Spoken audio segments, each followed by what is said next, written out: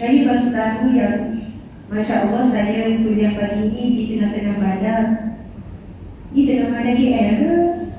Tengah bandar ini Damansara kan? KL kan? Tapi tengah bandar juga kawasan bandar. Bila tengok daripada tadi jalan sibuk, tiba-tiba masuk menyelit sekejap, ada kawasan apartment kan, tempat maksudnya tempat tinggal. Lepas tu saya pun fikir, mencabar juga ni. Sebab apa? Hari bekerja dan kawasan bandar, kebanyakannya orang pergi kerja. Bila masuk tengok banyak bidadari purple ni. Rupanya sebuah bas daripada Masjid Raha. Tak apalah Masjid Meripun, Masjid Raha. Ya, okey. Berapa minit dari sini? 1-2 minit. Oh, jauh juga. Oh, cepat jalan jam. Maksudnya pihak surau dah bersedia. Kemungkinan kalau nak mengharap kepada persekitaran ni, ramai yang bekerja. Ni kawasan orang bekerja tengah bandar. Jadi jemput masjid, Alhamdulillah. Yang jemputan ni mungkin sampai lebih awal ya? Betul tak lepas subuh? Sengaja je, dekat je. Subhanallah, Alhamdulillah, Masya Allah. Okey, kita mula ya. A'udzubillahi minasyaitonirrajim. Bismillahirrahmanirrahim. Assalamualaikum warahmatullahi wabarakatuh. Apa khabar semua? Apa khabar wanita salihah perhiasan dunia terindah?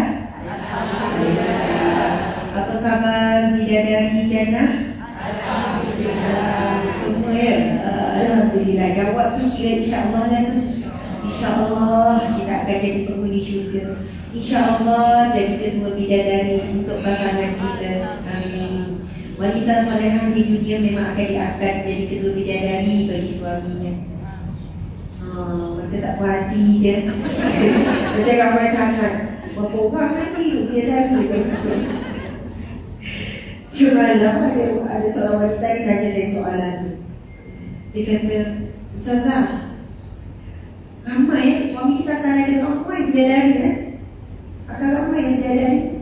Kalau saya nak bidadari, suami ada bidadari, saya nak bidadari.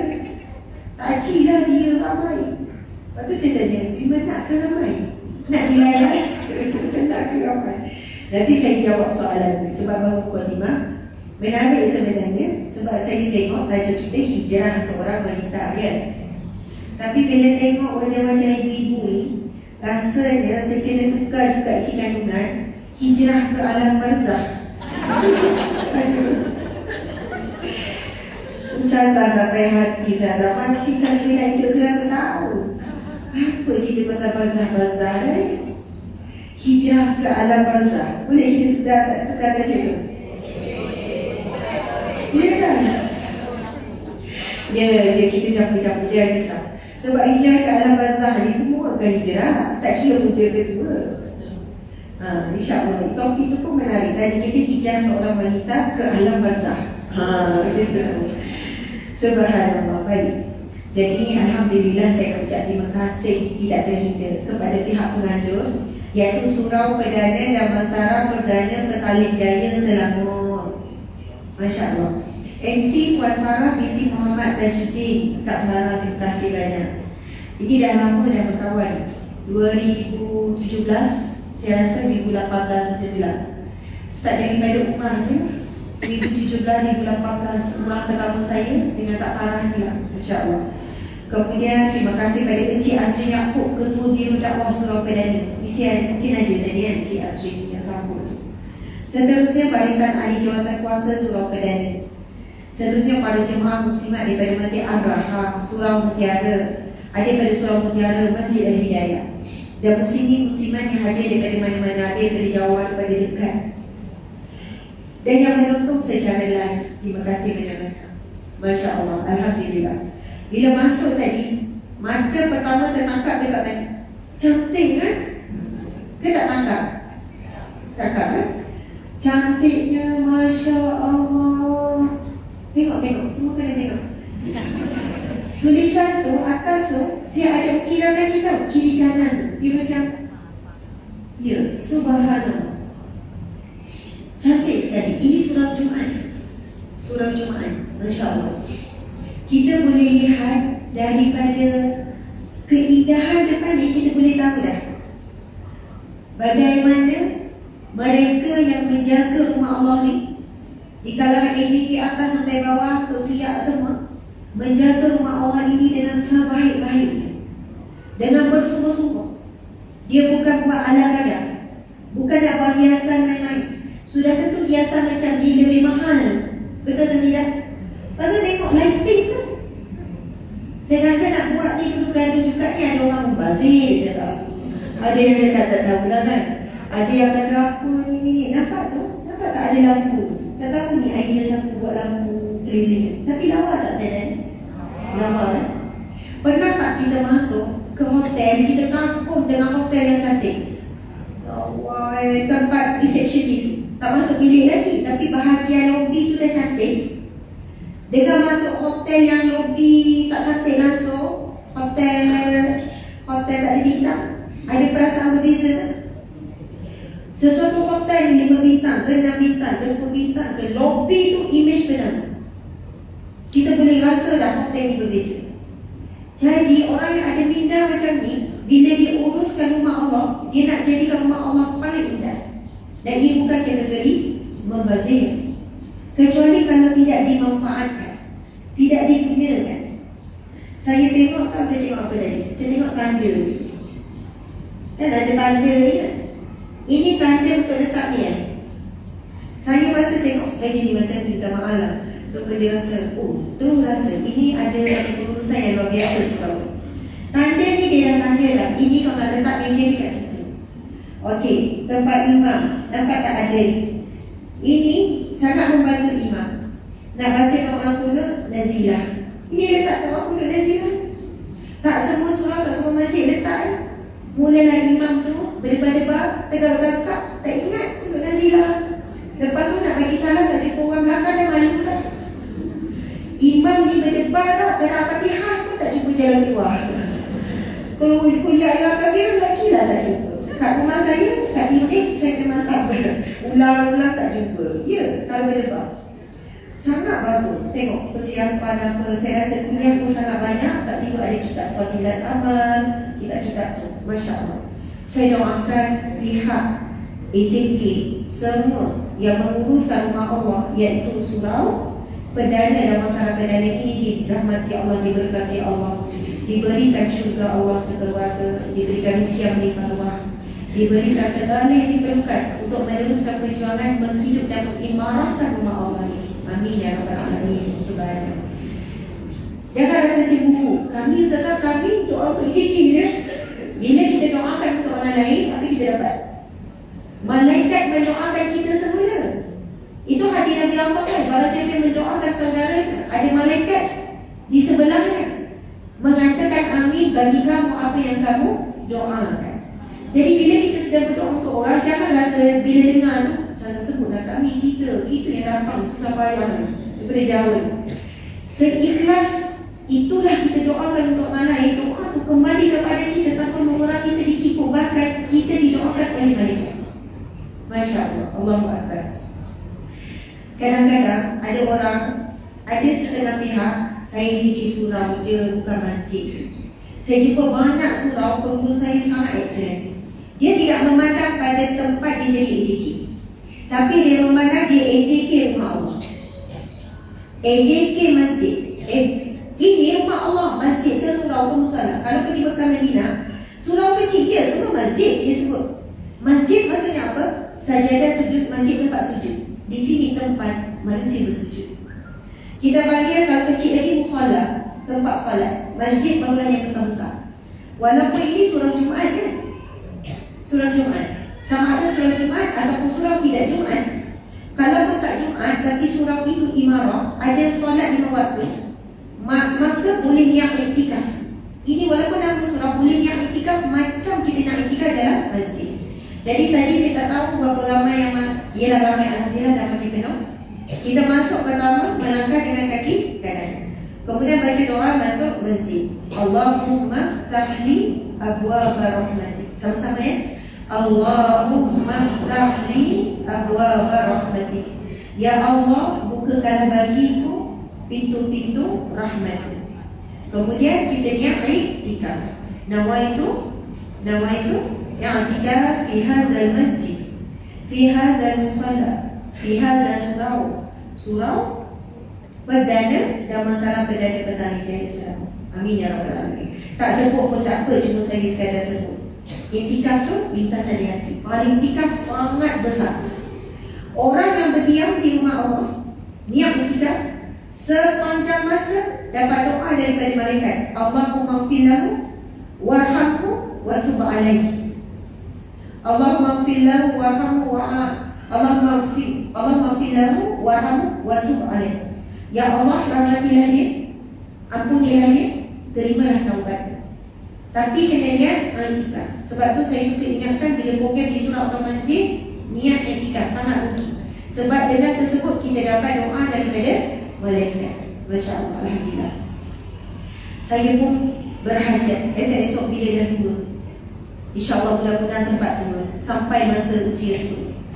Antara hajat cita-citanya nak jadi AJK masjid, AJK surau. Ustazah jadi pengerusi kot. Tak adalah pengerusi. Maksudnya alangkah indahnya besok-besok, wallahualam lah posisi mana, tetapi biar dapat berkhidmat, menjadi ahli khidmat Allah. Bukan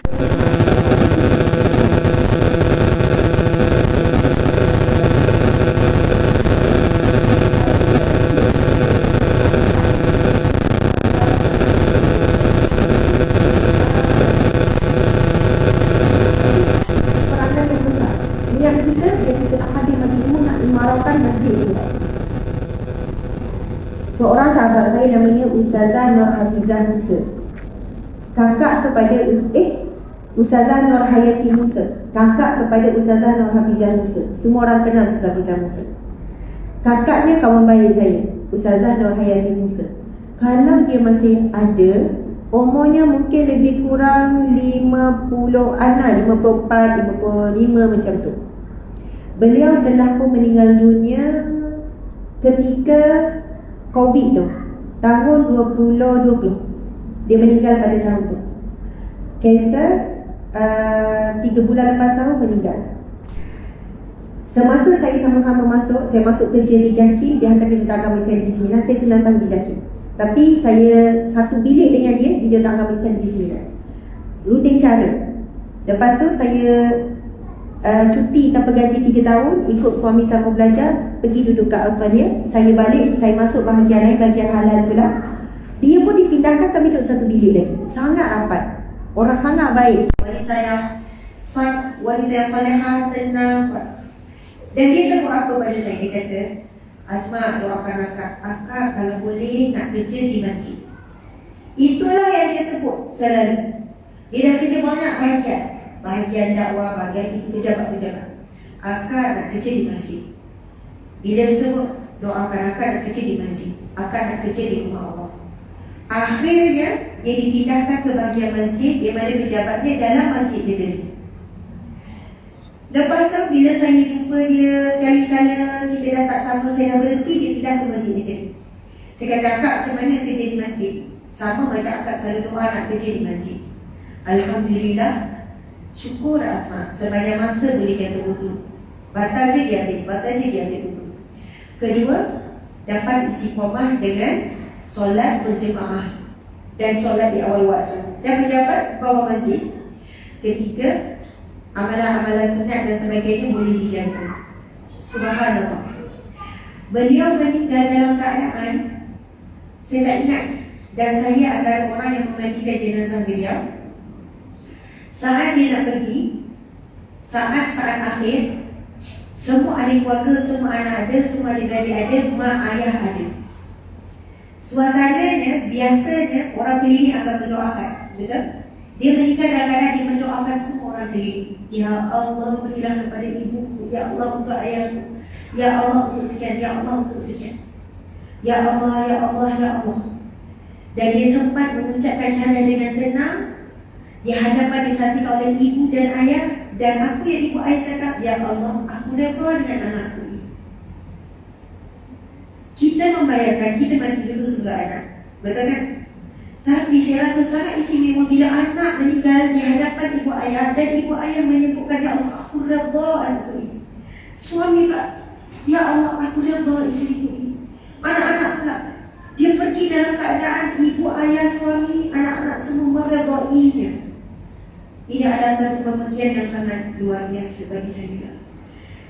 Dan antara akhlak beliau, minta maaflah saya sebut sebab saya seronok datang ke Surawi. Saya teringat dia. Wallahualam, saya bukan teringat sebelum, saya teringat sekarang. Antara akhlaknya, kalau kita nak hijrahkan wanita salihah sekalian, dia seorang wanita yang sangat susah nak cakap pasal orang. Sangat susah. Saya kerja dengan beliau, saya tengok macam mana struggle dia. Kadang-kadang kena marah, kadang-kadang kena kerja teruk dengan bos, dengan majikan ataupun dengan bos yang akhlak buruk, kena maki contohlah. Saya kadang tu macam geram nak. Yelah, kita perempuan yang kita macam, akak, perempuannya saya tengok akak kena macam tu. Contoh nak umpat lah ni macam, yelah ala-ala umpat lah tu. Akak, dia ni Asmat. Tak. Kalau dia teruk sangat pun macam dia stres, dia rasa sebab kadang dia kena marah dengan orang yang lebih muda 20 tahun daripada dia. Dia nak marah, dia stres. Sebab saya bos dia, saya majikan, bukan saya laki dia, tak ada yang contoh ni kan. Saya atas dia bawah, dia akan minta kebenaran dengan saya. Ustazah Asma akan pergi masjid kejap. Itu sebelum dia bertugas di masjid.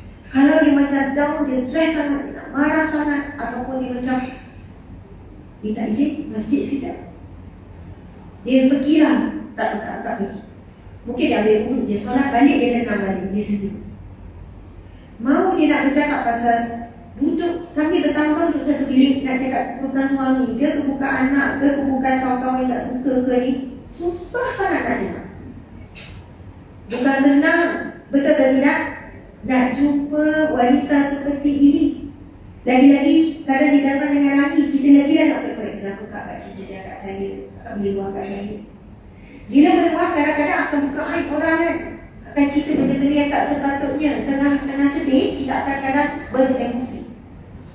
Tapi itu dia antara yang saya belajar daripada beliau. Dia ada banyak sebab untuk mengandung nak mengandung orang ni. Kadang saya tu cuti-cuti saja je, tapi jarang. Bahkan saya rasa tak ada yang berjaya. Dia kadang buat isyarat, tak apa, akak boleh. Masya Allah, Allah Akbar. Dan banyak lagi lah kelebihan-kelebihan dia yang sangat sabar. Bila dia sakit, saya duduk sebelah dia, dia tak boleh dah nak solat. Dia duduk, lepas tu dia minta, Asma, bangunkan akak jam, akak nak solat duha. Saya fikir dalam keadaan dia dah stage 4, dah stage 2, dia dah tak boleh bangun untuk solat fardu pun. Tapi dia minta tolong saya masa tu pergi jalan dia kat rumah untuk solat duha, minta dudukkan dia untuk baca Al-Quran. Dudukkan akak, Asma, akak tak larat, asal bacakan Al-Quran. Dengarkan akak Al-Quran yang semampu. Macam tu lah. Jadi Allahu Akbar. Sebelum kita hijrah ke alam barzakh, sebab tu tajuk saya hijrah seorang wanita, saya tambah hijrah ke alam barzakh. Saya baca semalam ada satu buku ni, Muslimat, ada satu buku ni. Dia tuliskan begini, antara punca-punca kita takut mati. Saya tanya Muslimat sekalian, apa punca kita takut mati? Takut tak mati? Takut. Takut tak mati? Kan ada yang saya tak takut, anytime pun boleh. Kenapa kita takut mati? Sebut. Sebab dosa yang banyak. Lagi? Tak cukup amalan, tak cukup ilmu. Lagi? Takut tak nak tinggalkan dunia? Sayang tak kat dunia? Sayang. Takkan tak sayang? Sayang tak? Oh, memang tak ada apa. Dunia ni tak ada apa-apa. Ada. Dunia ni penuh nikmat. sayang nak tinggalkan orang tersayang, betul? Lepas tu kan, saya baca buku ni semalam, dia tulis 7 sebab manusia takut akan kematian. Dan dia bagi penyelesaian untuk hilangkan rasa takut untuk hadapi kematian. Buku kematian, tadi saya baca ni. Antara sebab utama manusia takut kematian, betul apa yang disebut tadi. Apabila kita masih lagi belum meninggalkan dosa-dosa besar. Itu sebab utama. Betul tak kita takut kita mati, takut dihisap? Kita mati, kita takut, kita sakit, kita mati dalam keadaan sakit, betul tak? Kita takut satu tu mau, macam mana saya tu mau sakit. Kita takut nanti dalam alam barzakh kita seorang diri datanglah malaikat bukan nakir. Kita takut kita diazab. Betul tak tidak? Itulah sebenarnya yang paling kita takut. Kenapa kita takut mati? Kadang-kadang kita dah tak ada perasaan dah pada dunia ni. Tapi walaupun kita rasa pergi dah kat dunia ni apa, tapi takutnya nak nyawa nak keluar, takutnya seorang-seorang, takutnya dalam kubur, takut. Ketakutan yang telah digambarkan dalam hadis-hadis Nabi, yang telah digambarkan dalam Al-Quran. Jadi macam mana kita nak hadapi ketakutan tersebut? Dia beri penyelesaian pertama adalah berusaha sedaya upaya meninggalkan maksiat dosa besar. Meninggalkan maksiat, meninggalkan dosa besar. Ada berapa dosa besar? Ada berapa jumlah dosa besar? Berapa dosa besar yang kita tahu? Tiba-tiba macam tak tahu kan? Saya tak biasa buat dosa besar, jadi tak tahu. Okey. Dosa besar ni kalau dalam kitab Al-Kabair maksudnya himpunan dosa-dosa besar. Dosa besar adalah perbuatan maksiat ataupun dosa yang mana tertulis dalam Al-Quran. Bila buat ni, amaran ancaman neraka. Ada larangan Allah, ancaman neraka. Itu dosa besar. Ada larangan Allah, ancaman azab. Itu dosa besar. Bila dikeluarkan daripada Al-Quran, mana larangan Allah yang disertakan dengan ancaman azab? 70 jenis dosa besar. Kalau kita nak list sekarang, kita boleh list berapa? Apa contoh dosa besar? Mengumpat tadi, berzina, membunuh, syirik, membongak. Membongak tu apa? Apa telah membohong, mengadu domba, ya, mencaci, menghina, maki rambut, empat kita dah sebut lagi. Scammer, meminum arak, rasuah, zina dan berjudi. Apa? Riba, betul riba. Saya sebut tak putus silaturahim? Putus silaturahim. Tajuk yang ketiga tak ingat, saya tak silap. Awal-awal lagi, putus silaturahim. Dosa yang amat besar. Bahkan Allah memutuskan. Soalannya Allah berputus dengan orang yang memutuskan. Itu hadisnya. Allah memutuskan soalannya penjagaan kehubungan dengan orang yang memutuskan silaturahim. Tertahan amat Allah orang yang putus silaturahim. Baru 12. Tapi dalam kitab tu ada 70. Mungkin ada dosa besar yang kita buat, kita tak tahu. Dan kita tak sedar. Dan kita tak mendalami ilmu. Cuba cari kitab tu, himpunan dosa-dosa besar, baru kita tahu banyaknya dosa besar. Masya Allah. Jadi perkara pertama dan utama yang disebut oleh penulis buku ni adalah meninggalkan dosa besar dan berusaha meninggalkan dosa kecil akan mengurangkan rasa takut untuk menghadapi kematian. Betul atau tidak? Akan mengurangkan rasa takut untuk menghadapi kematian. Sebenarnya yang kita takut adalah apa yang berlaku di alam barzakh. Takut dia azab. Itu yang menyebabkan kita takut untuk mati. Sebab sekarang kita hidup sia-sia dunia, tak tiba-tiba nak diazab. Masya Allah. Allahu Akbar. Alhamdulillah. Okey, itu mukadimahnya. Sekarang kita nak buka buku kita. Siapa ada orang yang ada yang dalam buku ni kan? Lepas tu ada dijelaskan tadi. Dah ada buat penjelasan. Saya terus nak pergi kepada buku surat bab yang belakang. Saya baca-baca, tengok saya pilih mana. Mana pula saya tanya dia.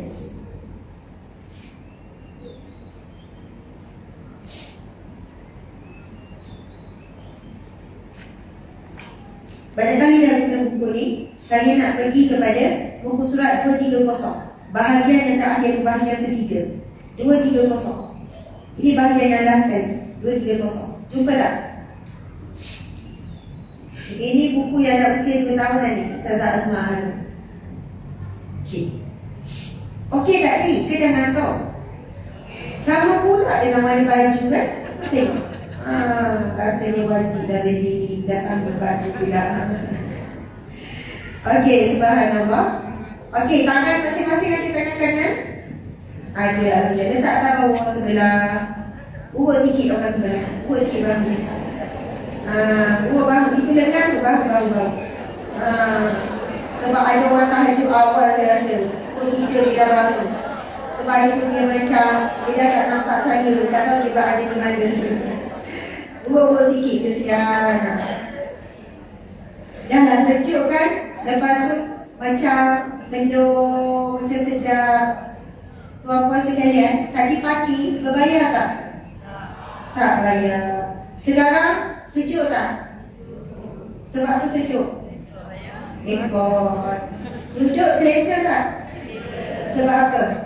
Kapet. Betul kan? Subhanallah. Ingat percuma ke semua ni? Sebenarnya saya nak sampaikan, kalau kita pergi ke shopping komplek tu bagi kita duit ke dia ambil duit kita? Pagi kena bayar tak? Bayar. Kita datang ke rumah Allah pagi ni, parking tak bayar, duduk selesa, sejuk. Apa yang kita dapat? Terlalu banyak. Dapat ilmu, dapat doa malaikat, hadis Nabi, orang yang melangkah ke rumah Allah, setiap langkahnya dia angkat darjat, digugurkan dosa, diberikan pahala sedekah. Itu belum sampai tadi. On the way itu dah dapat kan?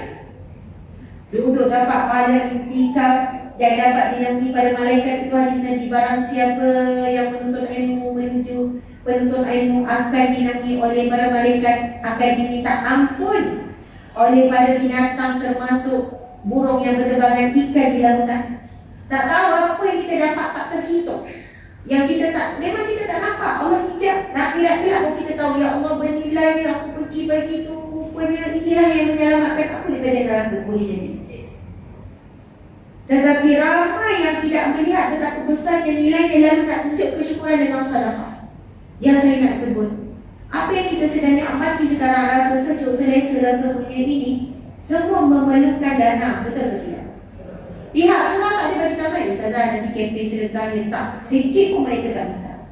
Tapi saya akan suka untuk mengajak jalan pulang selagi mana kita tidak memberikan satu nilai yang kita sayang sebagai bukti kita sayang kepada Allah. Mesti wajib sedekah ke rumah Allah ini. Mereka perlu belanja, nak maintenance, nak mengimarahkan, macam-macam. Beri dengan rasa kasih sayang. Jangan ikut seperti mana, seperti siapa? Seperti Qabil. Kena ikut seperti Habil. Qabil dan Habil diminta oleh ayahnya mereka Nabi Adam AS untuk melakukan pengorbanan. Keduanya mengambil masa yang lama untuk memilih binatang untuk dikorbankan. Qabil ambil masa yang lama untuk pilih mana binatang yang paling kurus, yang paling low class, yang kalau nak jual tak laku ataupun tak banyak untung lah. Habil pun lama, dia pilih paling gemuk, paling elok, paling biasanya. Sedekah siapa yang Allah terima? Sedekah Habil. Kalau kita fikir, yang penting ikhlas kan? Qabil ikhlas. Kalau boleh pergi yang paling rendah. Sama macam kita bila buka beg duit tu. Kan ada banyak warna kan? Belek. Sebenarnya cari warna apa yang belek-belek? Mana yang paling laju? Tanpa fikir kalau kita ambil. Warna biru ke merah? Paling laju biru. Kadang-kadang imam lain sikit hijau. Iman air lagi sikit merah, kadang-kadang orange. Kalau nak bagi yang warna apa 50 berapa dah? Hijau. Hijau lagi sikit kan? Yang tu menggelentar.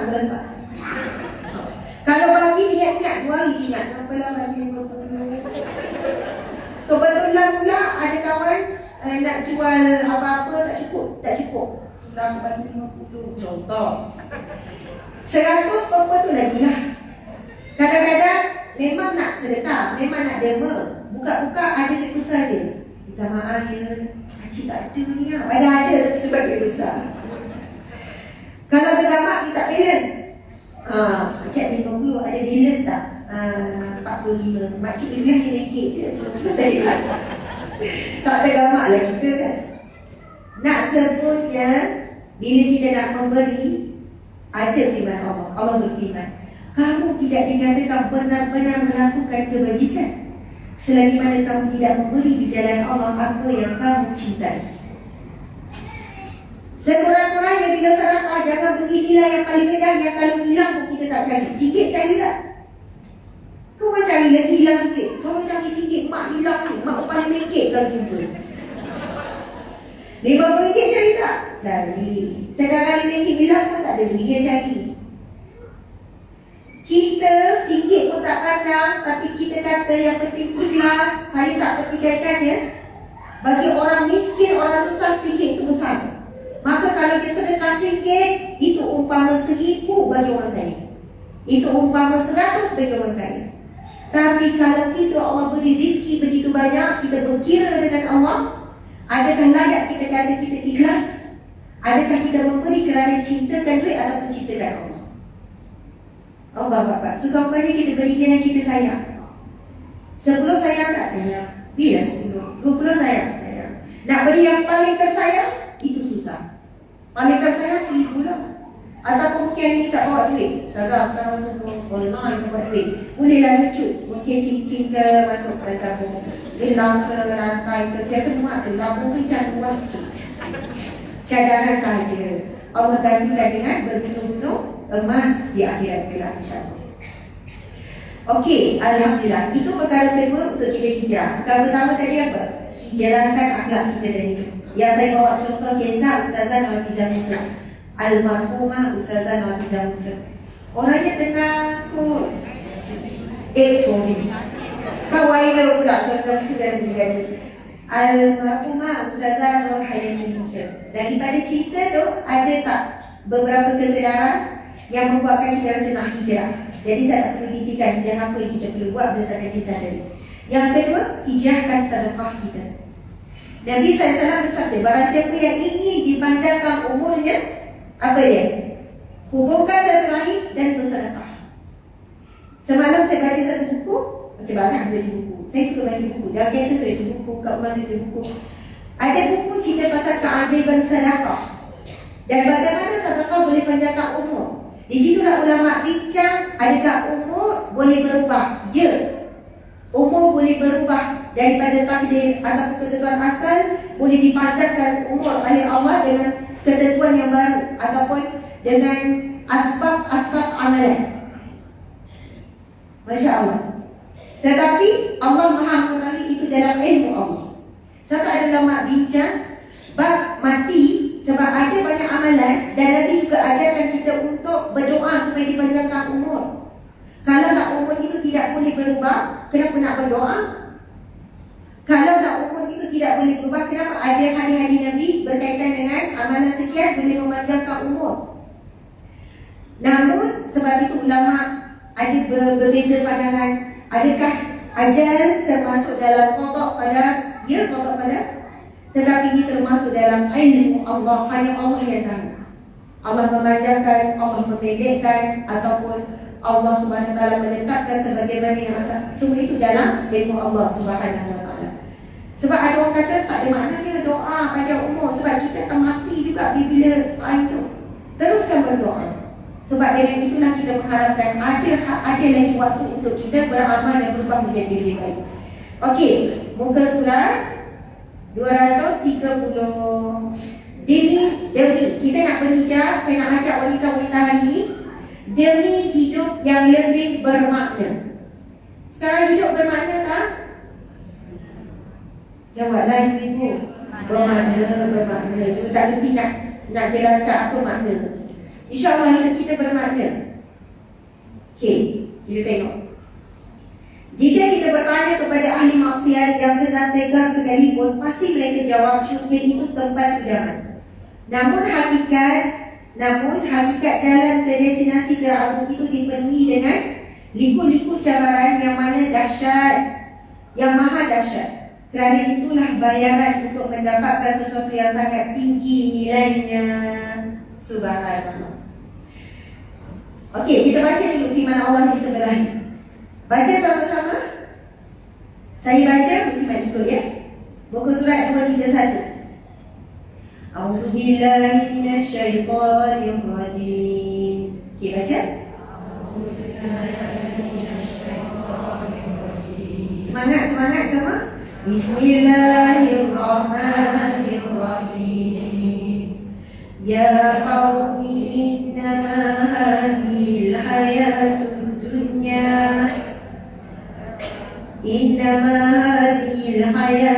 dunya mata'un wa innal akhirata hiya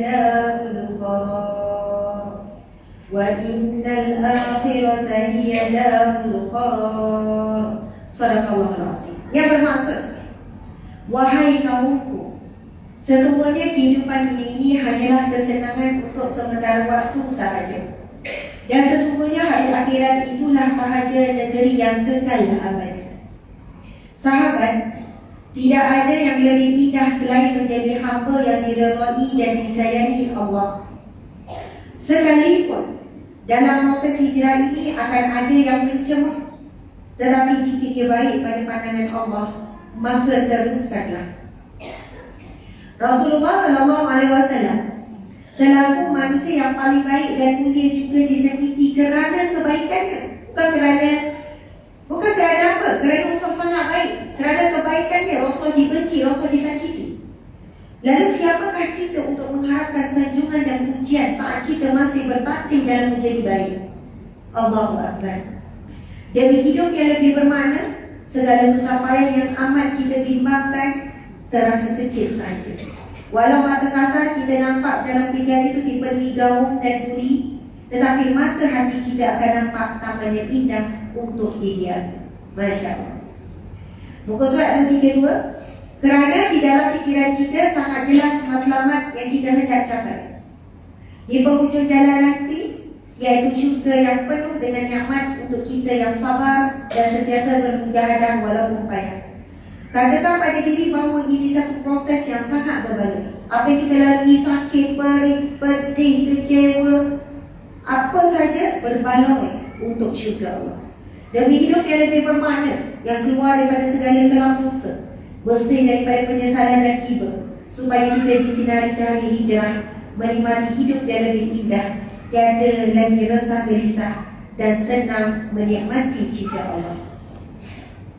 Muka surat sebelahnya, hidup ini singkat dan hanya sekali. Bahkan kita tidak tahu bilakah kita akan mati, maka jadikanlah hidup ini lebih berarti. Okey, cerita seterusnya. Barulah sebenarnya Puan sudah dengan cerita. Boleh saya cerita lagi? Cerita yang saya tulis malam tadi. Siapa ada baca tak tulis cerita? Tak ada ya? Okeylah, tak ada baca. Ingatkan follow rupanya. Saya ada tulis dekat Facebook. Tak apa, yang baca yang tak baca tak ada masalah. Tapi elok juga tak baca ni. Jadi tuan-puan ni bila dengar macam baru kali pertama dengar. Jadi muka kena buat excited tak? Okey, ibu-ibu sekalian, ini kisah ketika saya melakukan umrah. Saya buka ni dari tadi. Saya tak pakai. Lepas tu dengar jelas tak suara? Jelas, memang Bapa jelas. Jalan live. Saya tak pakai. Okey, ada yang baca. Terima kasih yang baca. Okey. Macam saya nampak besar. Saya tak tahu. Saya rasa awak buat. Sebab awak esok dia dengar. Biar saya dapat kecil. Apa saya dapat kecil?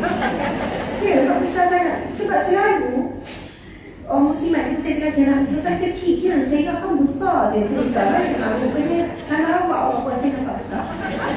Awak dia zoom kali besar buat saya. Okey. Jadi cerita ni ada cerita masa saya pergi umrah. Ada kaitan dengan tajuk kita pasal hijrah. Umrah bukan umrah yang bulan lepas, tapi umrah 2 bulan sebelum, 3 bulan. Umrah yang selepas haji hari. Masa tu di Masjid Nabawi, dalam, bukan ruang luar, dalam Masjid Nabawi. Kita tahu di luar tu luas lagi kawasan solat kan, tapi dalam masjid. Saya pun duduk, lepas habis solat subuh, kita pun duduk kan, kita sambung nak zikir kan, baca Quran kan. Lepas tu ada depan, nak kata depan tapi duduk sebelah kiri, jadi saya nampaklah semua. Kita sini, dia sini gitu. Saya pun nampak wajah dia apa semua. Seorang makcik umur 60 lebih dekat 70 macam tu lah. Warga Pakistan. Sebab lepas tu saya tanya, sebab tu saya tahu dia orang Pakistan. Yang saya menarik, saya pun mesej suami, tak apa, maaf lama sikit, kalau boleh tunggu. Jadi suami kata tunggu, cik suami kan. Sebab apa? Saya terleka tengok dia. Saya tengok dia daripada sebelum, kan kita akan pergi awal Masjid Nabawi, Masjid Haram. Daripada sebelum lagi, dia sangat khusyuk dengan zikir, dengan solat, dengan zikir.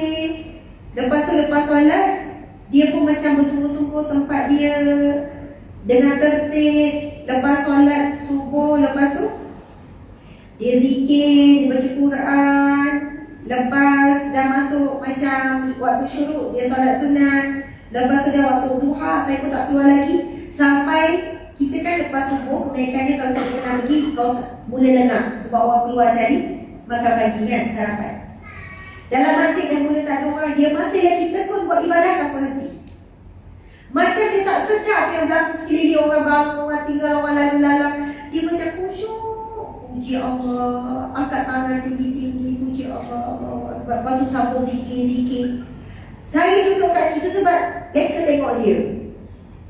Kita zikir jugalah, tapi Masya Allah macam Ya Allah, gitu kan. Mesej suami kata tak apa, lambat sikit Lepas tu, lepas dah nampak, saya pun dah lapar, perut pun dah berbunyi kan. Dah rasa lama, saya rasa dah sejam lebih lah, sejam setengah gitu. Sejam setengah lah, ataupun kat 2 jam. Dia masih lagi dengan tekun begitu. Macam terlalu banyak sangat dia nak syukuri. Macam banyak sangat dia nak syukuri. Lepas tu saya dah nak gerak, saya pun pergi tegur dia. Saya nak salam dengan dia. Orang kata nak ambil berkat. Kita rasa dia wanita yang soleh, orang kuat ibadah. Susah nak jumpa orang yang kuat ibadah tekun macam ini. Sebab ramai juga kita pergi umrah, hari tahun kedua je. Lepas tu kan, solat dah lambat, ngam-ngam orang dah azam, lepas tu kadang tak turun pun masjid, semuanya kat hotel, macam dah ujian. Lepas tu bila saya nak salam, dia pun tanya saya soalan apa? Lotion? Dia tanya saya lotion. Saya pun tanya balik, lotion? Kok lah ada maksud lain ke dalam bahasa apa ke lotion? Lepas tu dia pun tunjuk kaki dia merekah yang sangat teruk. Merekah yang sangat dahsyat. Macam dia menempuh perjalanan yang jauh ke merekah yang kita biasa tengok kaki orang yang susah merekah, tapi merekah dia rupanya dia dah sakit sangat dan kaki dia merekah. Lotion untuk kaki. Lepas tu saya pun buka beg, tak ada lotion. Yang ada adalah yang saya dapat percuma lip balm. Yang mana lip balm tu dalam bentuk tiup tu. Bukan lip balm yang lipstick tu, yang bentuk tiup. Saya dapat percuma. Saya pun bagi tu. Dia pun ambil, syukurillah.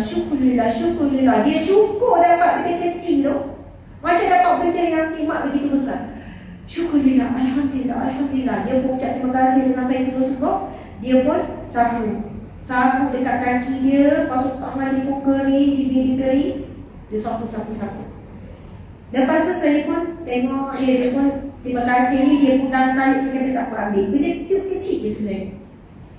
Lepas tu saya pun tanya hotel.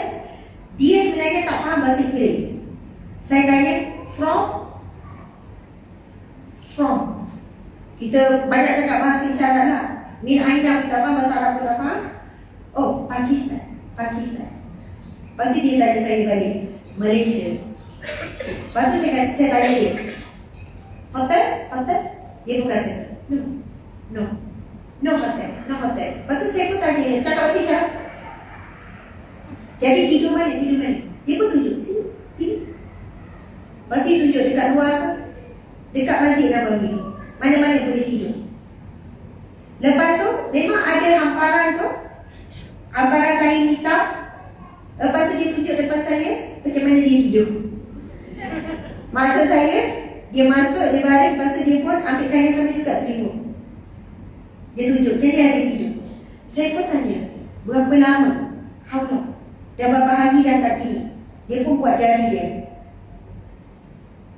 Dia suruh saya kira 3, 4, 5. Tak habis lagi. Sambung lagi. Lebih kurang dari 25 hari. 20 hari lebih. Tak ada tempat tinggal. Lepas tu saya nak ajak, saya pun tanya, Food? Dia kata tak apa. Lepas tu dia suruh saya pergi. Food, saya kata food. Saya pun nak ajak dia. Food. Macam tu lah, nak ajak makan. Dia pun cakap, tak apa, dia suruh saya pergi. Dia nak sambung. Dia bagi isyarat. Saya pun kata, saya macam nak salah ajak dia makan. Lepas tu dia buka beg dia tunjuk. Dia buka, dalam beg tu ada bekas, ada roti kering yang kosong. Roti kalau kita macam tak ada nilai lah bagi kita. Dia sebut, dia tunjuk dia ada makanan tu macam dia tunjuk makanan yang sedap-sedap, lazat-lazat. Alhamdulillah, syukurillah, Alhamdulillah. Dia pun kata, dia suruh saya pergi jalan macam rumah dia kan. Pergi. Saya, dia kata jangan bimbang. Dia nak sambung, saya dah ganggu dia nak zikir, dia nak sambung ni. Saya pun tak adalah, saya tak datang balik ke apa ke, saya tak jadi apa-apa. Saya keluar, saya kata ya Allah, tak ada tempat tinggal, tak ada makan minum, tak ada apa-apa. Bila saya tanya food, pertama dia jawab Allah. Dan dia ulang ayat apa? Innallaha ma'as-sabirin. Saya tanya orang tu tadi kan, Innallaha ma'as-sabirin.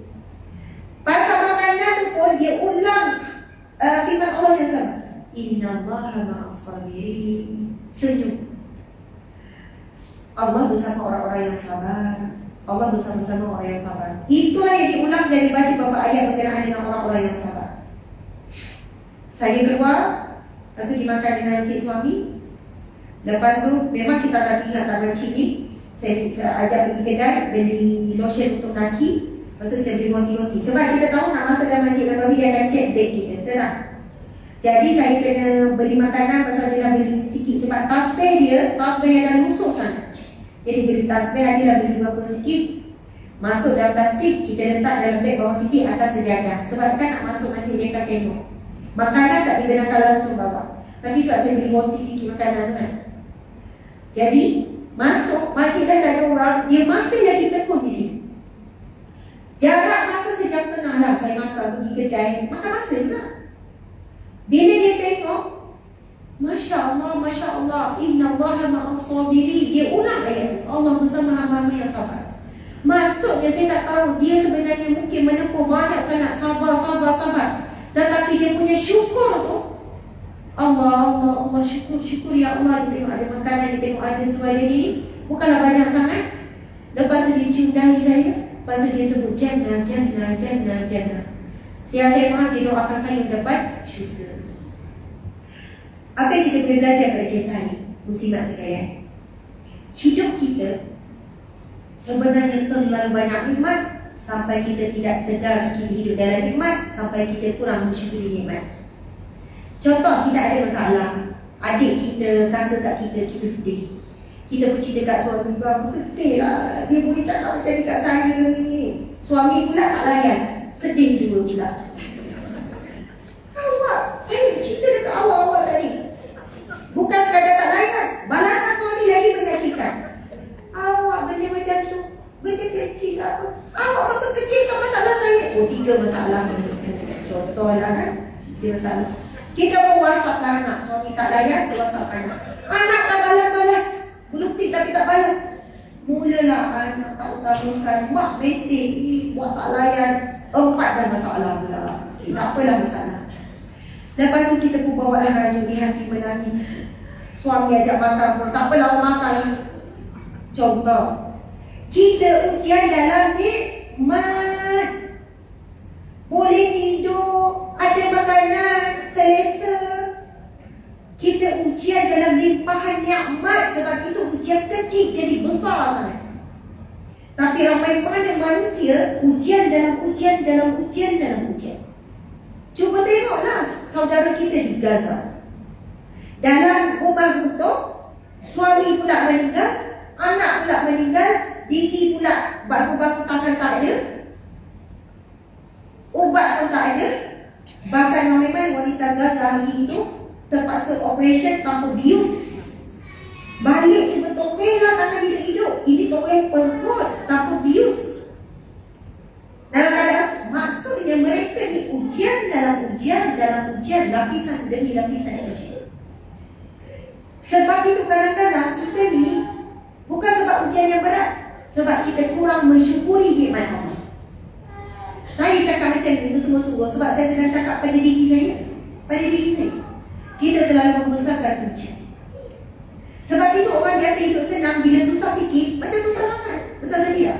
Orang biasa hidup susah, susah dia memang sebenarnya susah sangat, tapi bagi dia tak susah. Orang yang biasa buat kerja penat, kita tengok dia penat, kita tanya dia, tak penat ke? Tak ada, tak penat. Orang yang tak biasa penat, buat kerja sikit banyak mengeluh. Betul tak? Tak lah, penat lah. Tak ada nak lagi. Tak biasa kerja penat, tak biasa kerja kuat. Orang yang dah biasa dengan ujian, akhirnya dia imun, bukan imun. Dia boleh menikmati ujian. Sampai tahap dia dah menikmati ujian. Dia tak mengeluhkan lagi ujian, tapi dia menikmati ujian. Itu susah nak sampai tahap. Ini ada kisah seterusnya. Ini bukan kisah pengalaman saya. Saya baca dalam kitab.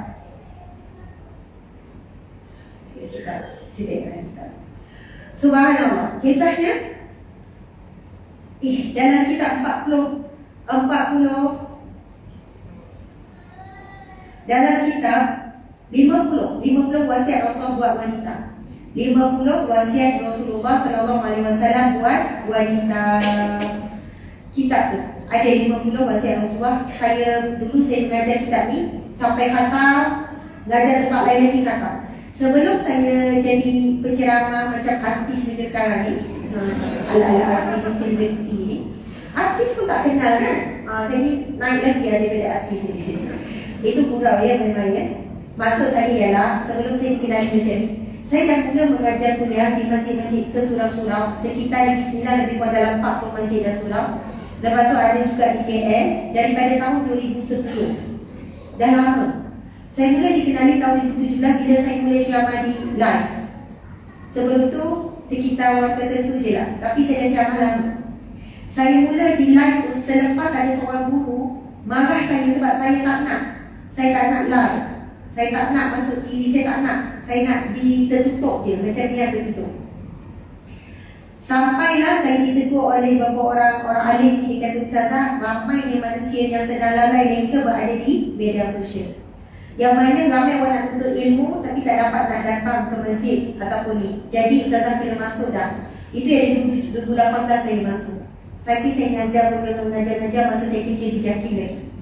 Sebab itu alhamdulillah dulu kitab 20 wasiat Rasulullah pada wanita tu, itu antara kitab yang sangat dekat dengan wanita dan sangat kalau sama hari nanti insya-Allah saya akan buat tadabbur balik dengan kitab. Dalam tu ceritakan tentang wanita kan suka mengeluh. Betul tak tidak? Bukan suka, sekadar tak bersedar kita mengeluh kan. Macam penatnya, macam kan? Aduh. Angkat barang pun bunyi. Aduh. Lagi suami tak paling lagi pula mengadu buat. Ya Allah. Ya Allah.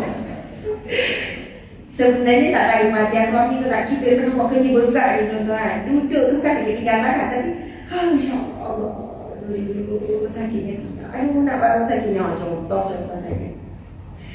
Lepas tu bila masuk bab tu, saya suka sangat kupasan dalam kitab tu. Dia kata lagi, tidak semestinya mengadu itu tidak ikhlas. Sebab kadang-kadang kita kata mengadu squad. Bukan mengadu, kita panggil apa lagi? Saya bila mengadu Mengeluh. Mengeluh. Topiknya adalah, apa yang disebut ialah, tidak semestinya mereka yang mengeluh itu tanda tidak ikhlas. Setuju atau tidak? Ke asal mengeluh dia tak ikhlas? Kadang-kadang kita mengeluh tu sebenarnya nak lepaskan perasaan je. Betul tak ni? Suka tak saya cakap macam ni? Bukanlah suka apa, dengan ada penjelasan. Lepas tu ada kisah yang diceritakan. Kisah ada seorang alim, saya tak ingat dah nama, dalam kitab tu tulis lah. Orang alim, orang soleh, guru. Bila dia sakit, dia macam mengeluh. Aduh, sampai menahan sakit. Pernah tak kita mengeluh bila sakit? Kalau suami cakap, tak boleh kau kena sakit mengeluh. Kan lagi sakit kita kan? Dengan dia sakit. Jadi bila guru ni macam bunyi mengeluh, mengadu, aduh ya Allah, macam kan? Anak murid ni kata pada guru, wahai guru, kenapa kamu mengeluhkan ujian Allah? Kenapa kamu mengadukan ujian Allah? Tanya murid ni pada guru. Tahu tak guru ni jawab apa? Dia jawab, tidak, aku bukan mengeluhkan ujian Allah, aku sedang menikmati ujian Allah. Beza. Saya nak faham pun bukan masa. Saya cuba bayangkan sakit kepala, sedapnya. Cuba timbangan dia. Sebab menikmati ujian Allah. Kalau satu hari tak ada ujian, abang buat saya marah, saya tak ada ujian ni, nak menikmati ujian. Buat apa-apa sajalah, buat saya marah. Tetapi seolahnya begini, sedang sakit, lalu kita pun aduh tu bukan bermaksud tidak redha, tetapi kita boleh aduh dalam keadaan hati kita membayangkan dosa kita sedang digugurkan Allah, menikmati ujian Allah. Sebab apa? Nabi SAW bersabda, sesungguhnya tidak ada sesuatu pun yang menimpa orang-orang yang beriman, sama ada kesakitan, kesedihan, ketakutan, kebimbangan, apa lagi yang membuatkan kita rasa sedih, keletihan. Nabi sebut banyak. Bahkan duri yang kecil yang terkena kakinya, yang mana kalau kita kena duri kecil, tak ada asal pun jalan terus je, bukan duri besar. Semua itu akan menggugurkan dosa-dosa. Jadi, contoh kita diuji dengan sakit, kita mengadu juga, tetapi dalam yang sama menikmati sakit tu. Bukan minta sakit, bukan bila tak sakit, dia dah sakit hari ni, agak sakit. Kalau boleh ada yang apa sakit apa sini. Jangan minta sakit. Tapi dari uji sakit, kita boleh ubah menikmati ujian Allah itu dengan bersyukur Allah sedang bersihkan kita dari dosa. Sampai Nabi sebut, sehingga kami berjalan di atas muka bumi Allah tanpa dosa. Subhanallah. Buat kerja rumah letih tak ibu-ibu? Letih. Kalau tak letih tak buat kerja tu, dia buat-buat je. Kalau buat betul-betul letih. Sebab ada orang menyapu macam tak menyapu. Dia tak korek bawah-bawah kan. Geram dia kat nyapu gitu kan. Kalau suka suami menyapu 5 minit siap satu rumah. Cepat kan. Lepas tu kita ambil balik penyapu, banyak jumpa sampah. Macam tu lagi balat. Sebab tu tak penat kalau orang buat-buat. Kalau buat sungguh-sungguh penat. Orang yang masak sungguh-sungguh penat. Masak ala kadar penat juga, tapi tak sepenat masak sungguh-sungguh. Ada orang lipat kain 10 minit siap, tapi besar kecil. Tapi kenapa perempuan penat? Dia punya standard tu nak sama besar. Walaupun saiz itu biasa je, bukan yang ada cara dia kemah-kemah gini-gini. Buat sungguh-sungguh, terbaik. Penat kan? Penat. Sapu juga, penat. Sapu juga. Lepas tu suami tanya, awak tak penat ke? Daripada pagi sampai petang tak berhenti-henti. Asalkan nak jawab. Kalau ikut perasaan kan, awak tak penat ke tengok saya? Contohlah kan. Ataupun letak, siapa kata tak penat? Memang penat. Tapi subhanallah, nak cakapnya, antara kita boleh bayangkan hijrah seorang wanita ni, boleh jadi sambil penat tu sambil senyum. Oh, tak boleh jadi saya cakap kan pelik pula dia buat selalu.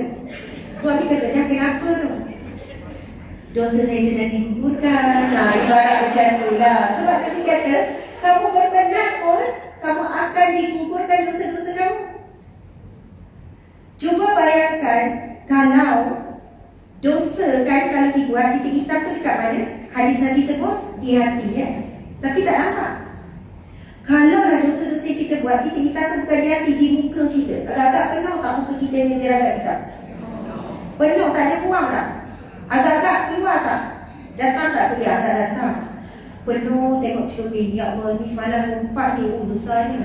Oh ini bahagian ni menghina ni. Oh ni bahagian banyak ni. Ini dosa 20 tahun yang lepas ni.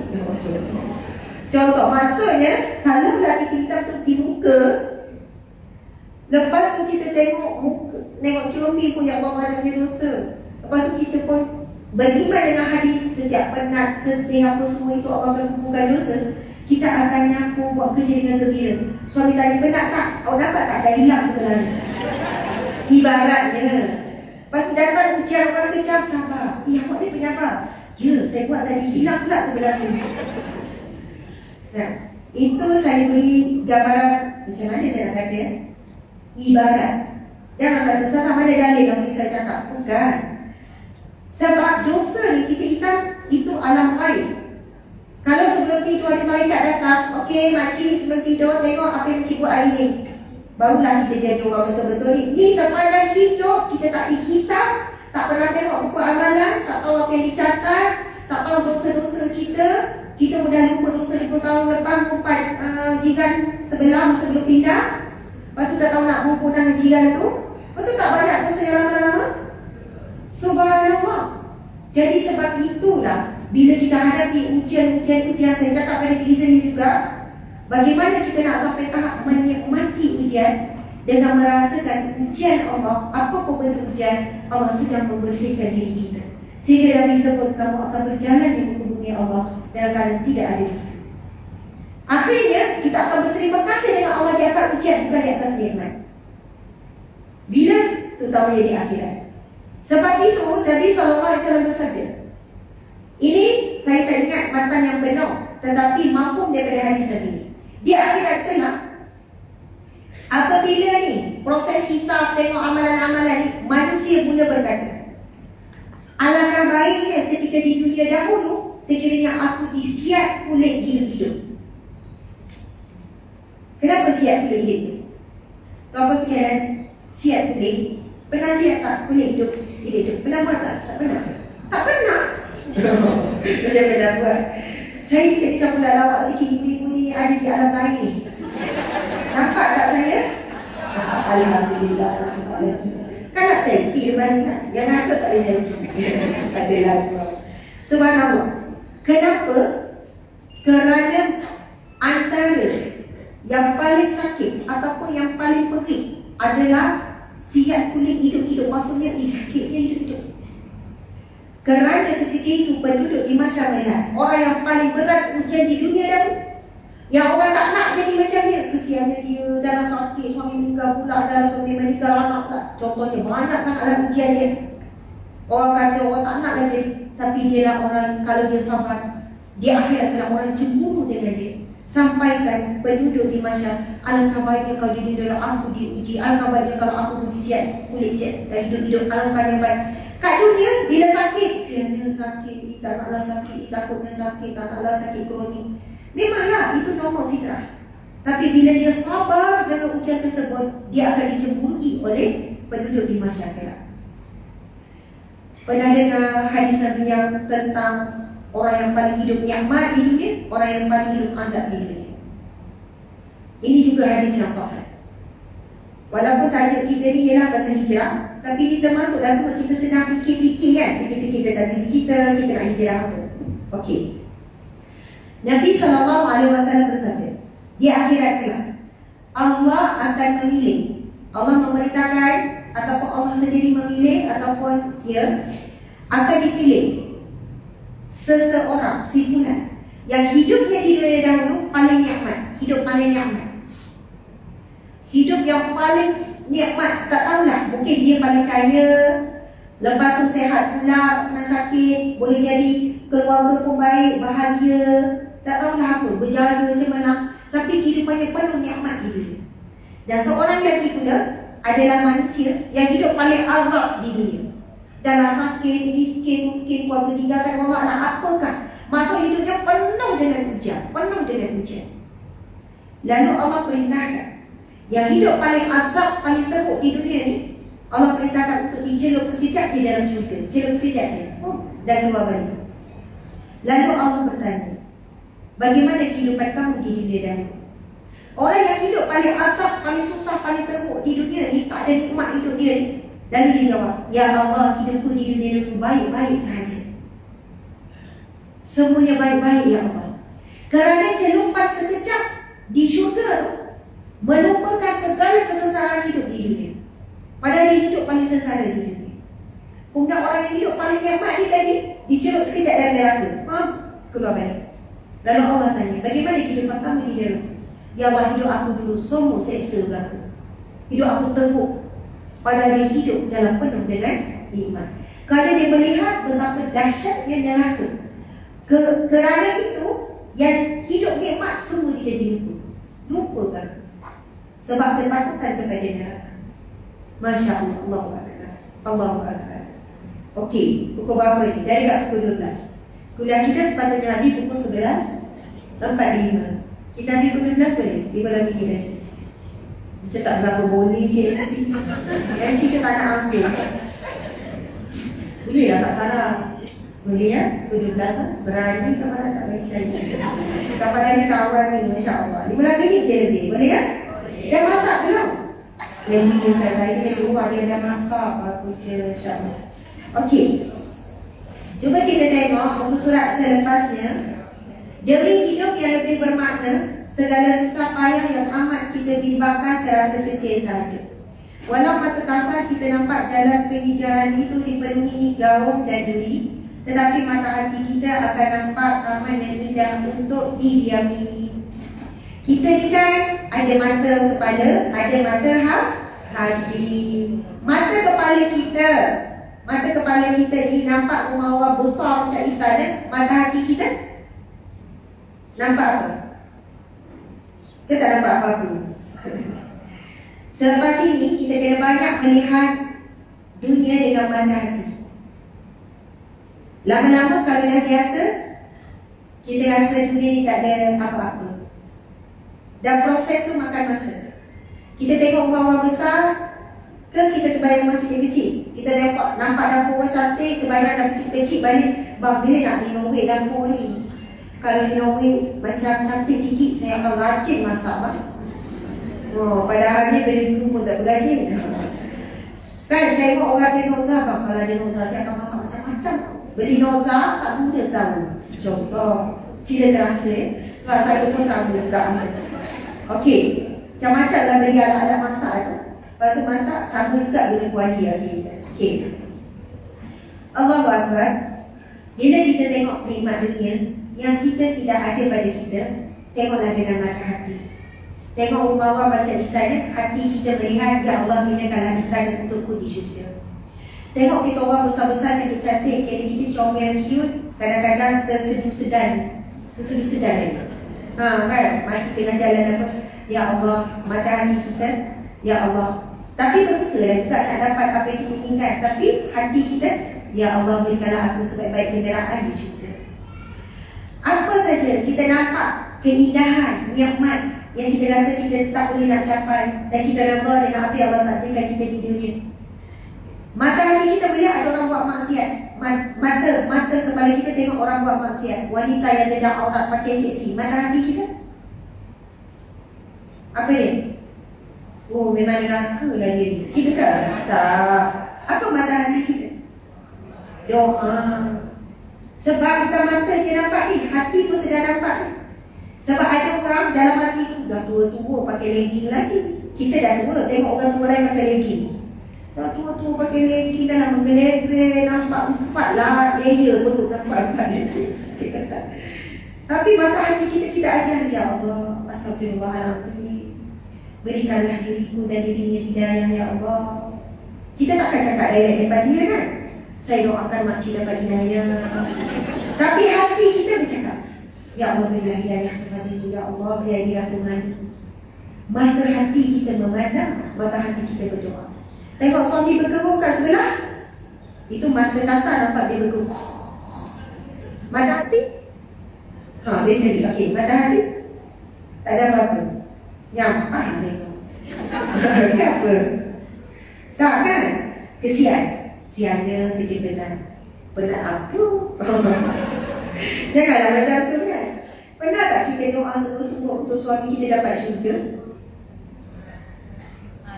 Alhamdulillah. Sebab ramai wanita dia kurang berdoa untuk suami, kurang doa untuk suami, kurang doa untuk suami. Dia banyak doa untuk anak, dia banyak doa untuk mak ayah, dia doa untuk dirinya. Tapi kalau suami buat perangai, dia lah yang paling terkesan. Kurang berdoa khusus untuk suami. Ya Allah peliharalah suamiku, ya Allah. Ya Allah sayangilah dia, ya Allah. Ya Allah kurangkanlah rezeki dia, ya Allah. Ya Allah jadikanlah suamiku suami yang soleh, suami yang baik, memberikan kita syurga, ya Allah. Ya Allah suamiku penat bekerja, ya Allah. Kau berikanlah syurga buatnya, ya Allah. Berikanlah syurga buat suamiku, ya Allah. Doa tak untuk suami? Alhamdulillah doa. Alhamdulillah. Ada yang senilai macam kan? Kalau subhanallah, kalau orang tanya saya, Ustazah nak doa apa masa tawaf? Kan doa yang masa tawaf yang betul-betul dari hadis Nabi ada Rabbana atina fid dunya hasanah wa fil akhirati hasanah wa qina azabannar. Doa-doa yang lain tu, doa yang disarankan oleh alim ulama, memang boleh kita baca. Saya kata nak baca yang buku tu silakan, tetapi sebenarnya doa adalah umum, kita boleh doa apa sahaja. Nak baca Al-Quran boleh, nak zikir pun boleh. Tuan okey ya? Pukul 12 kita berhenti ya? Saya risau tengok tuan berdiri kat pintu. Sekarang kau berapa? Dah 12? Ada lagi. Saya suka sebut macam ni. Masa musim pertama tu, puji-puji Allah, puji-puji Allah, syukur, puji-puji Allah. Kemudian yang kedua, selawat. Yang paling utama Allah, kemudian Rasulullah. Lepas tu yang ketiga, bila sampai dekat Hajar Ismail tu, dekat dengan tu, memanglah kita akan Rabbana Atina. Tapi yang lain-lain. Lepas tu saya kata, kita seorang wanita, pusingan yang ketiga tu doa untuk suami. Suami, fokus suami je. Doa untuk suami, apa saja untuk suami. Lepas yang keempat, nak doa untuk siapa pula? Untuk anak, silakan sebut nama anak satu-satu. Lepas tu nak doa untuk mak ayah pula. Lepas tu doa untuk adik-beradik. Yang last sekali, kita doa untuk boleh. Nak awal doa untuk kita pun tak ada masalah. Ikutlah. Maksudnya, bila buat macam tu, kita tak rasa penat pun dalam tawaf. Faham tak? Kita rasa macam tak habis, tak puas. Banyaknya. Lepas tu doa untuk seluruh umat Islam. Doa untuk guru-guru. Doa untuk ni. Saya ada jumpa hamba Allah yang dia tawaf. Habis 7, sambung lagi, sampai 40 kali tawaf ke 50 kali. Tanpa henti, berjam-jam. Saya jumpa, dia cerita pengalaman. Saya kata, ya Allah, tawaf 7 kali pun saya rasa penat. Dia kata, Ustazah, bila kita betul-betul mengharap, kita tak terasa. Dan masa tu saya boleh buat sebab saya dalam ujian yang sangat berat. Kira-kira sebab dia guna tasbih tu kan, berapa. Lepas habis 7, dia buat lagi 7. Kan kita kan disunatkan memperbanyakkan tawaf. Bila di Masjidil Haram, ibadah yang paling dituntut antaranya adalah memperbanyakkan tawaf. Lepas solat, pergi tawaf. Lepas solat, pergi tawaf. Bukan di sini kita buat kurang saja tawaf. Alhamdulillah, Allahu Akbar. Kita tengok muka surat yang terakhir. Yang dia tulis nombor 22, tapi muka surat tak ada. Hidup sebagai hamba Allah Subhanahu wa Ta'ala. Lumrah seorang manusia itu mudah lupa diri. Ramai yang terlupa bahawa mereka hidup di atas dunia yang diberi, bukan dunia yang mereka miliki. Hasil kealpaan inilah ramai yang tergelincir daripada jalan kehambaan kepada jalan kesombongan. Walau hakikatnya kita hanyalah hamba yang bertuankan Tuhan. Masya Allah. Tuan puan dimati Allah sekalian, betul lah. Apa yang ditulis oleh penulis Macam tak tahu siapa tulis ni. Gitu, cik. Saya bergabung sebenarnya dengan Ustaz Wahid Wahidi. Ini adalah penulis Indonesia. Ada bahagian yang ditulis, ada bahagian yang saya tulis. Okey. Cuba tengok perkataan yang ditulis ialah mereka, manusia terlupa bahawa mereka hidup di atas dunia yang diberi, bukan dunia yang mereka miliki. Tuan-tuan sekalian, nak tahu hakikat ini, ingat balik waktu kita lahir macam mana? Ada orang lahir semua ada baju? Keluar-keluar dia pakai baju baby? Tak ada. Masya Allah, Allahu Akbar. Siapa yang ada pelihara kucing kat rumah? Siapa ada kucing? Dekat kan? Siapa ada kucing? Saja tiba-tiba tanya. Oh, ramai juga ada kucing. Kami kat rumah, saya kat rumah kami ada lebih kurang 20 ekor kucing. Banyak kan? 30. Oh, lagi banyak. Macam mana? 3 ekor pun dah banyak 30. Saya 20. 2 hari lepas, salah seekor kucing namanya Mimi. Ini antara kucing pertama kami. Mimi mengandung. Cerita satu cerita. Kami tak tahu kok Mimi mengandung. Kita tak buat tadi buku kuning semua tak. Sebab sebenarnya Mimi telah dikasih setelah dia dah melahirkan 2 kali. Tak tahu macam mana dia boleh mengandung lagi. Jadi kita tak tahu Mimi ni mengandung. Jadi kita tak adalah melayani Mimi seperti wanita mengandung. Satu pagi kemarin, suami saya nampak Mimi tak boleh jalan, lembek, tak boleh jalan. Lepas tu segera kita bawa pergi klinik. Saya ada ceramah, suami pun ada kerja, minta staf bawa Mimi ke klinik. Tahu tak? Saya kali pertama lah pengalaman ni. Doktor cakap Mimi perlu dibedah, lahir Caesar. Ada tak siapa mengalami? Ada kan? Ada. Saya kata, ingat kan? Manusia dia Caesar, kucing pun ada kes kena Caesar. Comel kan? Bukan comel, saya rasa macam kesiannya dia kucing dia kena Caesar. Tak tahu sebenarnya Mimi ada masalah apa. Nantilah saya sebenarnya nak ambil gambar Mimi. Saya tak tengok lagi Mimi dekat rumah. Dah balik daripada klinik, saya tak sampai hati. Saya sebenarnya nak kaitkan bagaimana kita lahir. Saya tengok anak Mimi lahir, keluar anak, anak hidup lah. Sebab lahir Caesar. 2 ekor anak Mimi. Namanya dia Mimi. Jangan kecil tu nama Mimi ya. Mimi kucing Parsi, berbulu tebal, cantik, comel. Kaki dia, doktor kata lumpuh. Ada harapan untuk sembuh. Mungkinlah sebab tak tahu, mungkin kesan pada mengandung tak. Tapi si anak ni, doktor kata anak ni bagi bicara hari minum susu. Anak ni tak nak. Mimi duk terletak dalam perut, kesan Caesar, jahit, dah tak boleh bergerak. Si anak ni datang berjalan cari susu ibu. Kucing keluar-keluar boleh berjalan. Kita keluar-keluar boleh berjalan tak? Kalau baby lepas bersalin, berjalan sendiri cari susu ibu dia. Oi, bukan baby lah tu, tak tahu apa dia dilahirkan. Maksudnya keadaan kita lepas bersalin lebih lemah lagi daripada binatang. Binatang Allah buat pun dia berjalan. Saya tanya anak saya untuk bagi susu dekat baby. Baby tak nak. Lepas tu baby buat apa? Baby pergi kat Nini juga, ibu dia cari puting. Pandai lah pula cerdik kan? Cerdik tu tahu mana baby tu. Padahal tak belajar mana-mana, tapi Allah bagi fitrah. Dengan mata kucing buka tak? Tak, baru lahir. Dia baru macam mana nak kata hebatnya Allah mengaturkan binatang. Pada binatang tu kita boleh tengok kebesaran Allah. Dengan mata tak buka apa semua boleh jumpa dia punya susu ibu dia. Mimi pun biar je anak dia sebab Mimi tak larat. Baru lepas operasi pembedahan bersalin.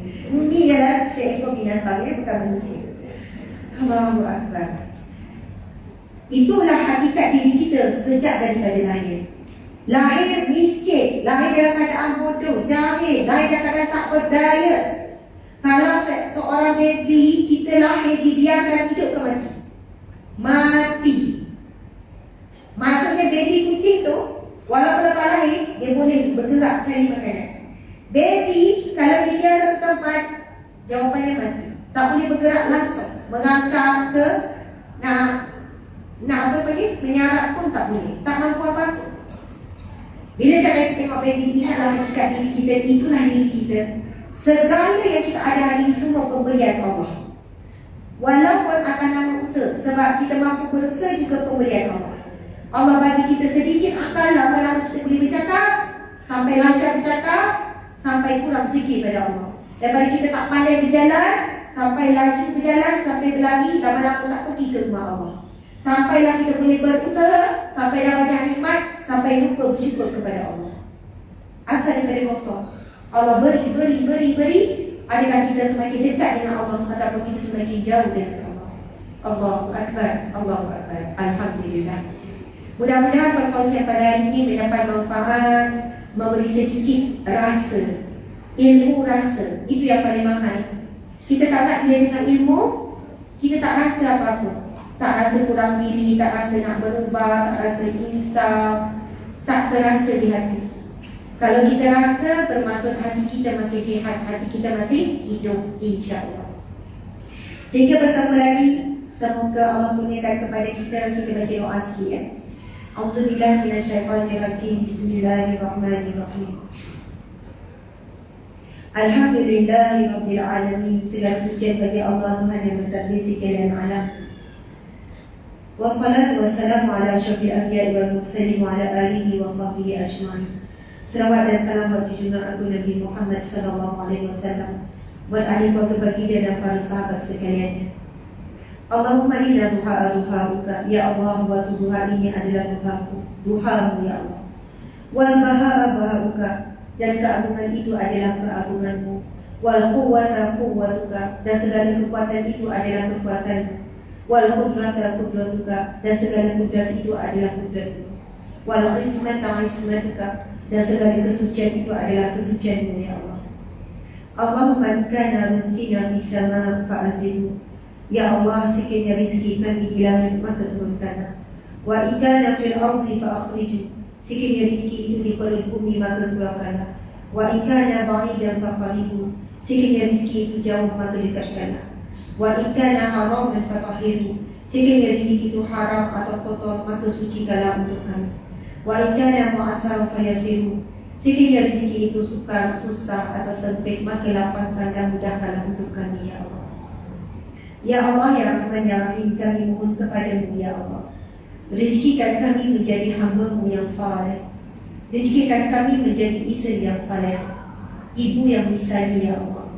Rizkikan kami ya Allah menjadi umat Nabi Muhammad sallallahu alaihi wasallam yang menyambung perjuangan dan ilmu ya Allah. Ya Allah, rizkikanlah kami menghuni syurga-Mu ya Allah. Kurniakanlah kami rizki bersyurga-Mu ya Allah.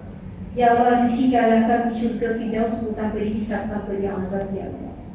Ya Allah, rizkikanlah buat kami sekeluarga untuk masuk ke syurga-Mu ya Allah, tanpa dihisab, tanpa diazab ya Allah. Ya Allah, kami bersyukur ya Allah, Engkau menciptakan kami sebagai seorang wanita ya Allah. Engkau menciptakan kami dan Engkau memberikan kami rezeki, dan akhirnya kami menjadi seorang isteri, dan kami melahirkan anak dan kami menjadi seorang ibu ya Allah. Ya Allah, dengan segala yang Engkau berikan kepada kami ini ya Allah, jadikanlah semua itu asbab kami masuk ke syurga-Mu ya Allah. Ya Allah, ya Rahman, ya Rahim, ya Fattah, ya Alim. Kami bersyukur ya Allah, Engkau menciptakan kami menjadi seorang wanita. Namun ya Allah, kami begitu lemah dengan emosi kami, dengan akal kami ya Allah. Tubuh badan kami juga lemah, rohani kami juga lemah ya Allah, yang menyebabkan kami selalu tersasar. Kami selalu melakukan kesilapan dan dosa ya Allah, dengan lidah kami, dengan mata kami ya Allah, dengan telinga kami ya Allah, dengan tangan dan juga kaki kami ya Allah. Kami menyakiti hati orang yang kami sayang. Kami mengasari orang yang kami cintai ya Allah. Ya Allah, kami begitu lemah dalam mengawal diri kami ya Allah. Kami banyak buat dosa ya Allah. Dosa dengan orang-orang yang kami tidak kenal, orang-orang yang kami sudah lupa. dosa-dosa yang lama dan dosa-dosa yang baru, dosa-dosa yang kami ingat dan lupa, dosa-dosa yang kami sengaja dan tidak, dosa yang kami tahu dan tidak tahu, ya Allah. Tidak terhitung banyaknya dosa kami, ya Allah. Kerana itu, ya Allah, kami takut akan kematian.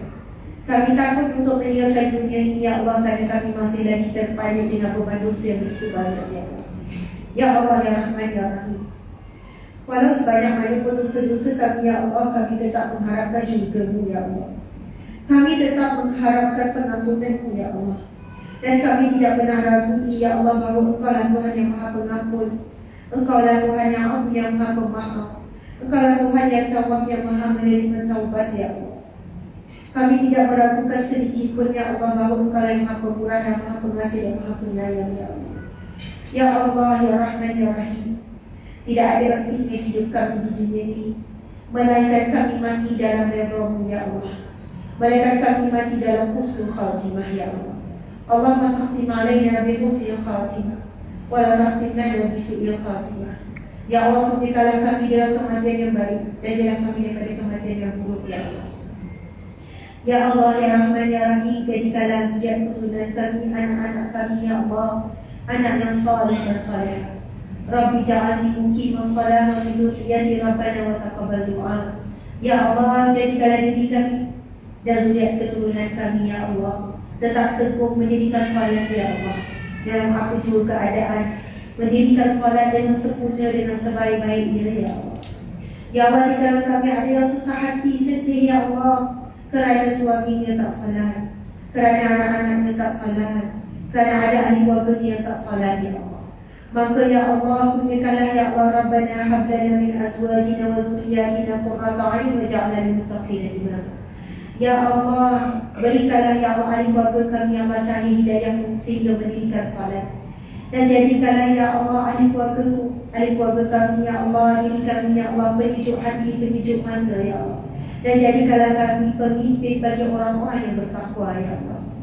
Ya Allah, ya Rahman, ya Rahim. Berikanlah dalam keluarga kami rasa kasih sayang yang sebenar daripada-Mu, ya Allah.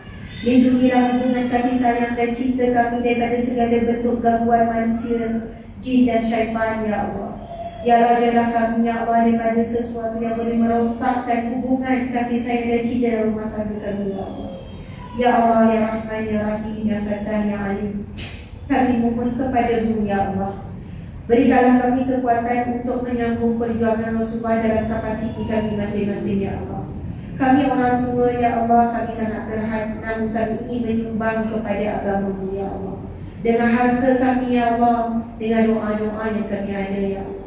Di kalangan kami ada di kalangan wanita yang sangat terhad masanya, ya Allah, maka jadikanlah setiap apa yang dilakukannya adalah merupakan ibadah, ya Allah. Setiap pekerjaan yang di rumah adalah ibadah, ya Allah. Setiap apa yang dia sabar dengan ahli keluarga adalah sebagai satu jalan ke syurga-Mu, ya Allah. Ya Allah, ya Rahman, ya Rahim, ya Fattah, ya Alim. Kami mohon kepada-Mu, ya Allah, inna nas'aluka, Allahumma inna na'udzubika min azabi jahannam wa na'udzubika min azabil qabr. Ya Allah, kami mohon lindungilah kami daripada azab api neraka dan azab kubur. Wa na'udzubika min fitnatil mahya wal mamat. Kami mohon kepada-Mu daripada fitnah hidup dan juga fitnah kematian. Dan kami mohon kepada-Mu, ya Allah, wa na'udzubika min syarri fitnati masiihid dajjal, ya Allah. Biarlah kami daripada fitnah dajjal al-masih dan segala fitnah akhir zaman, ya Allah. Ya Allah, berkatilah majlis ini, ya Allah. Berkatilah pengajar, berkatilah AJK, berkatilah semua yang terlibat dalam usaha majlis ini. Berkatilah rumah-Mu ini, ya Allah. Jadikanlah rumah-Mu ini, ya Allah, sebagai tempat yang imarah, penuh setiap kali sewaktu salat subuh, zuhur, asar, maghrib, isyak, sentiasa penuh, ya Allah. Limpahkan rezeki yang barakah buat surau ini, ya Allah. Ya Allah, berikanlah keteguhan, kekuatan, istiqamah kepada mereka yang bersama-sama membangunkan rumah-Mu ini, ya Allah. Ya Allah, kepada semua yang hadir, ya Allah, terimalah sedekah kami, ya Allah. Jadikanlah sedekah itu perisai daripada api neraka. Jadikanlah sedekah itu hujah bagi kami untuk berhadapan dengan-Mu, ya Allah, sebagaimana hadis Nabi-Mu, sadaqatun junnah, sadaqatun burhan, yaitu sebagai bukti dan saksi di akhirat kelak. Wa sallallahu ala sayyidina Muhammad وعلى آله وصحبه وسلم والحمد لله رب العالمين آمين يا رب العالمين تقبل الله منكم منا ومنكم تقبل يا كريم والله أعلم السلام عليكم ورحمة الله وبركاته. Terima kasih Ustazah Asma dan semua orang yang dengan doa untuk kita semua pada pernikahan hari ini. Dan syukur Alhamdulillah Jalla khairan besar datang bersama kami, meluangkan masa dengan kami jauh Rashi walaupun sibuk, dan beruntung sangat kita sesungguhnya Allah lah yang memilih kita pertemuan kita hari ini.